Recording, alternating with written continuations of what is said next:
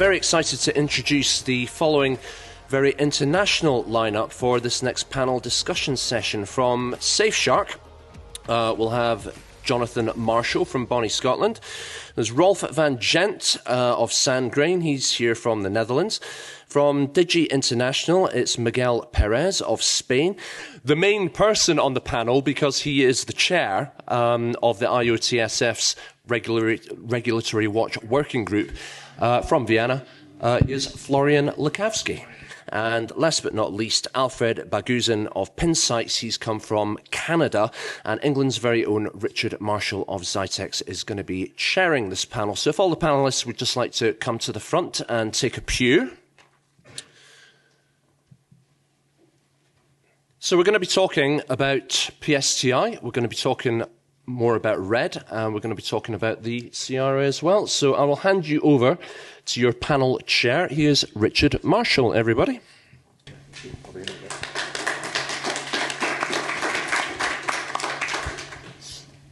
Thank you very much. So I'm going to apologise in advance. Terrible stood behind a lectern. So if I do go slightly off and the sound goes, I apologise in advance. I far prefer it. But anyway, time for time. Done that bit. So, really just a quick recap. I'm not going to say much because we are tight for time. Geopolitics. There's an awful lot of regulation. I'm tempted to say finally starting to arise. We've talked a bit about CRA, we've talked about RED, there's a few others up there. Obviously PSTI, but there's some of the wider ones. So the North American President Biden was busy. The Colonial Pipeline, focus that one, amongst others. So it really is a case of there is a real need for awareness. Regulation is finally coming. So in which case I'm going to open up to panel fairly quickly because Chris tells me we are a little bit tight for time.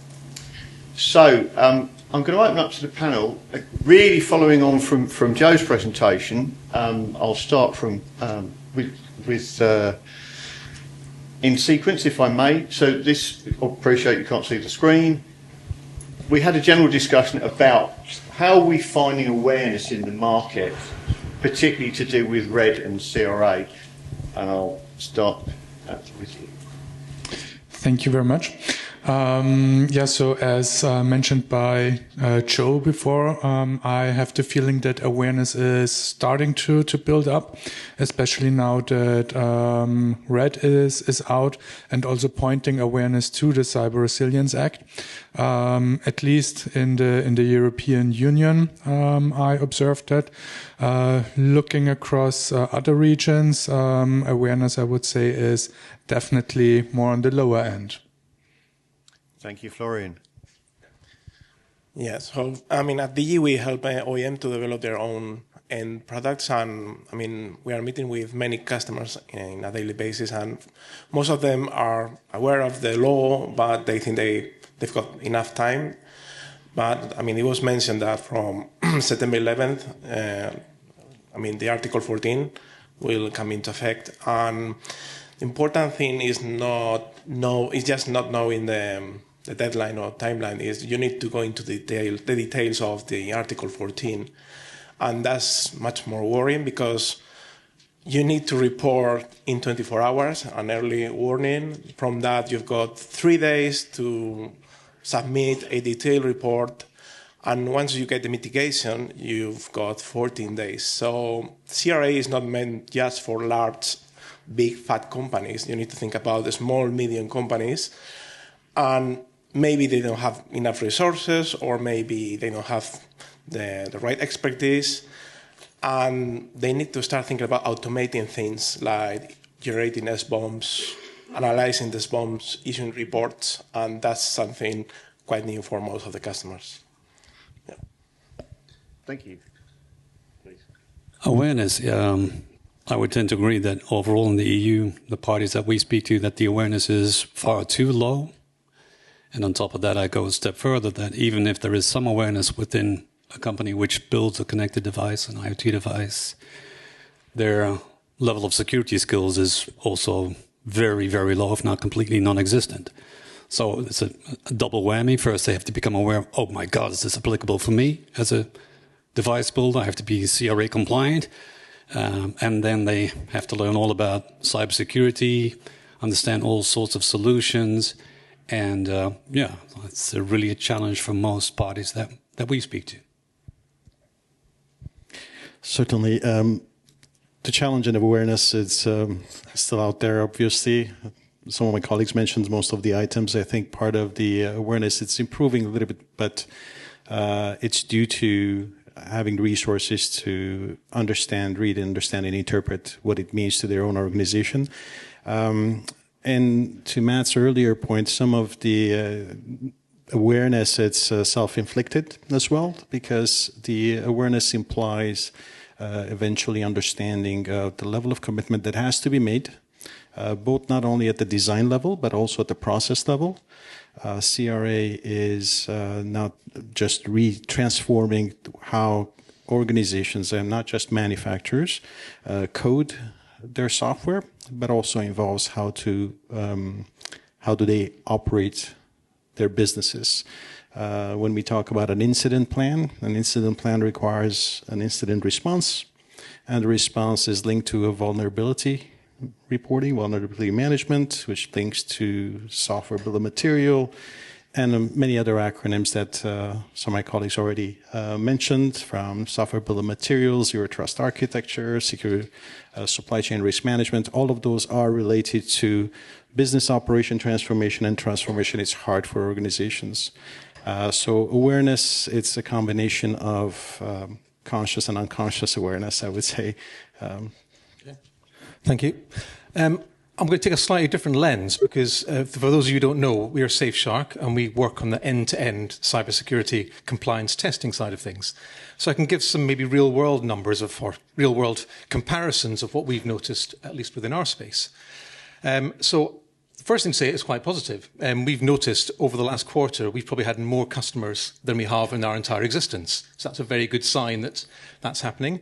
And just speaking to one of our sales guys earlier, they are now phoning us. Again, a really good sign, and that there's awareness in the marketplace that we don't have to build up. That's mainly with manufacturers, though, and they know they have more of a problem because they're the ones who face the customer. And your question there is quite different because it's OEMs and distributors. And I think one of the earlier presenters said sometimes they don't think they are the problem. They think, well, I'm an OEM, I don't have a relationship with the customer, or I'm a distributor, I don't make it. So part of that awareness, I think, is helping them understand where they are liable in the chain. And I'm not saying it's not there. In fact, some of our customers are OEMs and understand that, and they understand that if they're compliant, they're more likely to get the deals they have to be branded by big suppliers as well. So yes, for us, I think it's very positive. We've seen more than ever. So yeah, I think it's improving. So thank you for that, Jonathan. It is quite scary in one sense that we're still having to remind distributors of their obligations under the Blue Book, but we won't go there. Let's move on. So and in a way, Jonathan, if I can stay with you, perhaps come back the other way. So, and we've touched on this, is kind of the OEM import, but the key one here is commitment. Perhaps if you want to come back and make some comments on that one. It's a good segue because it follows on. Let's talk from the OEM perspective. They realise that they are more likely to win against their competitors if they're offering a pre-tested product. Now, clearly, some of the tests an OEM can't do. They can't have the vulnerability disclosure policies against the brand or some of the regulatory documentation that they need, but some of the more basic technical tests can be done on that platform, and then a smaller layer of tests. So, for example, in our world, an OEM might test the base product, and then we offer the brand a smaller set of tests just to line up the final bits of compliance to make sure that they are disclosing properly on their own websites, that they've got the other measures in place, whether that's PSTI, RED, or hopefully in the future with CRA as well. But testing the product is, I believe, relatively late in the product development, I would say. And yeah. I think the CRA is all about secure design. You have to start upfront designing the product to be secure. And if they have never done that, that's definitely overwhelming with all the processes that the CRA is prescribing that you should follow. Can I, if I may, I've got a slight segue, but you've just touched on a really important point, and we were talking about this earlier this morning, which is that point about design, security is by design. And perhaps more in general, a comment around one of the things that seems to be exercising the companies that are aware is the fact that historically a lot of companies, unless they've worked in heavily regulated industries, telco is a good example, in the first instance, to be able to do a lot of compliance, RED is a good example, you actually need evidence. And typically that will involve documentation. And for a lot of organisations, unless they've worked in regulatory industry, documentation is typically something that isn't so common. So I'm going to kind of throw that one open, if I may, and perhaps come back on that point. I mean, one of the requirements coming from the CRA is the huge amount of documentation that you need to provide, and I think that's in the Annex 7. And it relies also, or it's related to the commitment, and I think this morning John said something like moving from the continuous compliance to the continuous assurance. And for me, this is an opportunity for manufacturers to realize that this is not just a new regulation, you need to comply, and that's it. I mean, it's an opportunity to stand out from the crowd, because if you go throughout I think it's 22 essential requirements in Annex 1, Part 1 and 2, there are some hints or recommendations from the Commission, for example, how you deploy your software updates. They are not mandatory. They are telling you, well, we're feasible in an automatic manner. Even if you could deploy those over the air, just meeting with customers, talking about the compliance and commitment, they said, well, it's not mandatory to have a cloud platform to deploy any fixes. Yeah, but are you going to go on site with your sticker to deploy everything? Just look behind. Your competitor is doing this much better. So I think this is an opportunity to not just to produce the documentation you need to provide, it's just to stand out from the crowd and go beyond those recommendations from the Commission that you've got in the next one. Yeah. Forgive me. I'll just build briefly on something Rolf said, because it relates to it, and that is, it's now, at least moving towards the CRA, it's more about the processes you put in place. So instead of it being a tick box at the end where you just slap a certificate on, it's making sure that the companies we're working with are putting it into their workflow, the product cycle, and so on. And I think that's a journey. And we're finding that as our customers move from RED into CRA, they're getting more educated. And the words you used to describe this session about navigating, I think, is really relevant. And it's not just about a check that happens at the end of the product life cycle. It's a process you put in at the beginning of the product life cycle that then gets reviewed and has continual assurance throughout that process. So that's a great point. I'm mindful of time. Just before I move on to the next question, it's pertinent. Sorry, I should explain at this point. I am actually involved with the horizontal standards via CENELEC. Just want to make the point for those who aren't aware, because that's actually a really key point. The first of the horizontal standards, which is about process and documentation, will be coming out for public inquiry towards the end of the year.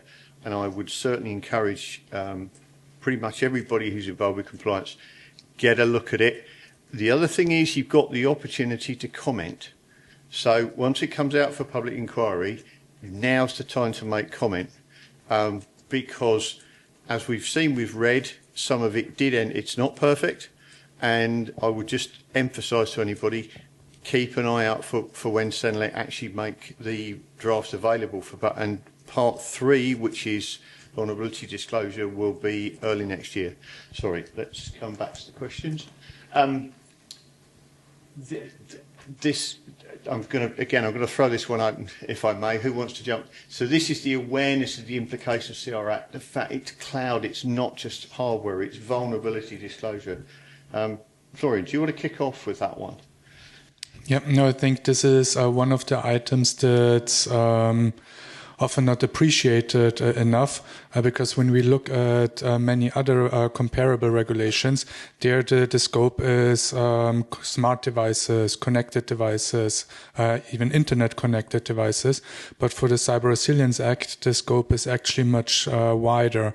So it's the definition is product with digital elements, and this also includes backend systems that are required for products to function properly. So they are in scope as well. Mobile applications, desktop applications. So a lot of software actually that wasn't traditionally covered by CE is now put under the CE umbrella and in scope of the Cyber Resilience Act. Maybe I can add the vulnerability reporting or handling, although it's in the CRA as the second category. It is fundamentally a lot of organizations. CRA is the first time that these kind of requirements, regulatory requirements, become not only horizontal across, but also they do not discriminate size of the organization and the type of organizations, as we spoke earlier. It is important to also understand that a lot of these changes, when we talk about vulnerability reporting, comes from not only the CRA, but today in NIST or in the Security Exchange, if you're a publicly traded company, and the Security Exchange Commission has requirements for vulnerability incident reporting, which then requires vulnerability, understanding the vulnerability in the chain. So that's true at that level, which is regulated, obviously. This is for large companies that are publicly traded in the Security Exchange Commission. But the importance here is to understand that this is going to become just a second nature for any businesses, regardless the size and nature of the technology they're bringing in, building into the country. And vulnerability requires a very tight procurement process and relationship management with all your vendors, all your suppliers, but also all your developers, regardless if they're open source or not. And most importantly, that is not just a one-time thing. Earlier, Matt mentioned it's alive. This is, you just don't throw it over the fence.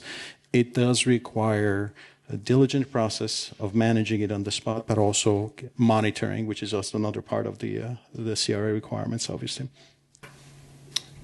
Move on.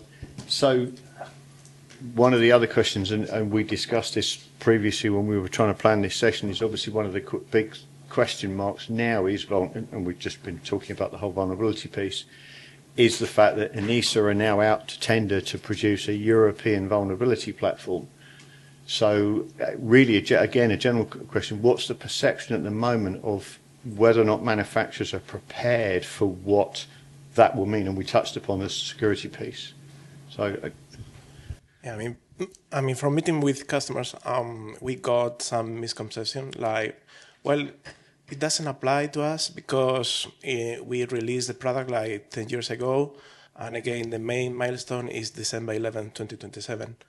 No, if you go to the article 69, the transitional provisions, it clearly says that any product placed on the market before December 11th, that's it.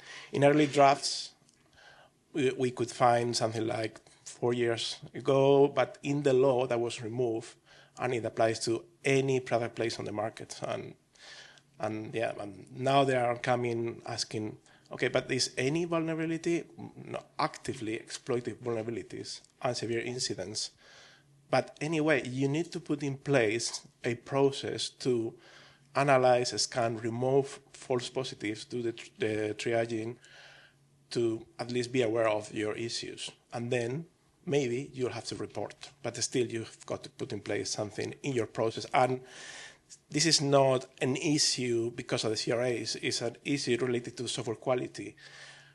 I mean, customers, most of them are moaning or freaking out or doing nothing yet, but you need to put in the developer shoes and think about how may I improve the development process and workflow by integrating some kind of automation and stuff, even to upload the SBoM from your development environment and do the analysis on your own. Yeah. I'll add a bit of real-world feedback from a manufacturer came to us who said they were genuinely worried that ANISA or any of the other CSERTs would not necessarily have the vulnerability platform in time for them to create a process to put it in place, and therefore they're worried they would be liable, not through their own problems, but because it wasn't there in time. So that's my biggest worry, or not my biggest worry, I think it's a worry from the marketplace, is that even if they were aware, it's not a clear path for how they can do it. And I think we're a long way from automated CVE management from OEMs, personally. Well, I'll just add a small footnote, just to be clear, that actually in standard circles there are some distinct concerns exactly on that basis of, with ANISA only going out to tender at the moment, you know, is the platform actually going to be ready for September next year, and is everybody going to be prepared? And the other one that was, I'd just like to amplify the point, was this whole thing of manufacturers seem to have this idea. I placed my product on the market 10 years ago. No, as soon as you ship a product after the date, you've placed it on the market. And there are a number of companies who've not always understood that one, so that was a good point. I'd love to run on, but I'm suspecting that Chris is going to cut me at this point. If I may, Richard, because it's quite relevant. I was just going to say, let's just do some quick, if we may, Chris, can we just do some quick closing remarks? So the quick closing remark is a good point about where manufacturers know where they are with their product lines and what becomes in and out of scope. It's a bit of a plug, but we've sponsored some of the events, so our QR codes are everywhere as well. Sorry again for QR codes. But they link to some case studies about the manufacturers who have devices in the market and how they may fall under CRA in the future and not now. And that just may help help manufacturers, OEMs, distributors understand and navigate their way through that. So hopefully that's helpful, and they're free to download. Please, closing remarks. The closing remark?